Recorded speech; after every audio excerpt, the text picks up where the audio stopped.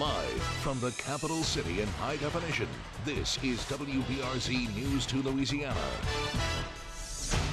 News 2 talked to a teenager who survived being shot in the chest by a stray bullet while she sat in her home.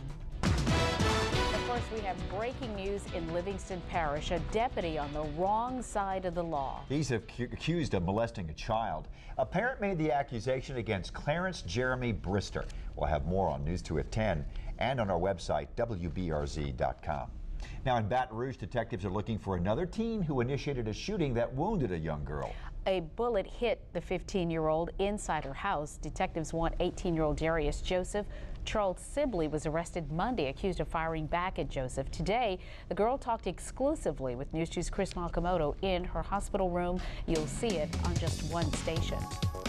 Sylvia, the teen victim, told me she has a new outlook on life. She thought she was going to die and even saw angels before being hauled away on a stretcher.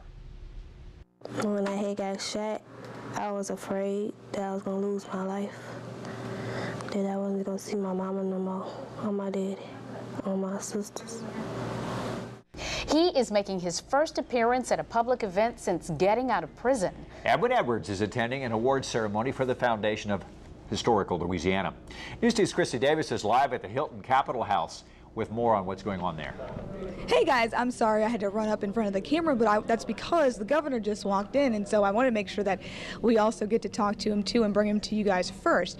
All right, now we promised Edwin Edwards. He's live with our Christy Davis down in downtown Baton Rouge, so let's go to her and hear what the governor has to say.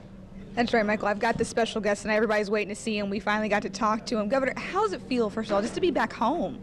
Well, I couldn't explain it. It's just remarkable, wonderful. Some new graphic pictures on cigarette packs try to scare smokers. But first, developing news from federal court in Baton Rouge. A jury could decide the fate of the former mayor of New Roads as early as tomorrow. Tommy Nelson faces federal charges of bribery and corruption, and his testimony in his trial ended today. Eyesores destined for the wrecking ball to cut down on crime. Good evening. Dozens of abandoned houses and buildings demolished. Some are now community gardens. One-time danger zones are now places of beauty in Baton Rouge. News 2's Rachel Frost gets answers on how much more work, though, has to be done. Findings by News 2 launched a police investigation into a former BRPD helicopter hangar at Metro Airport.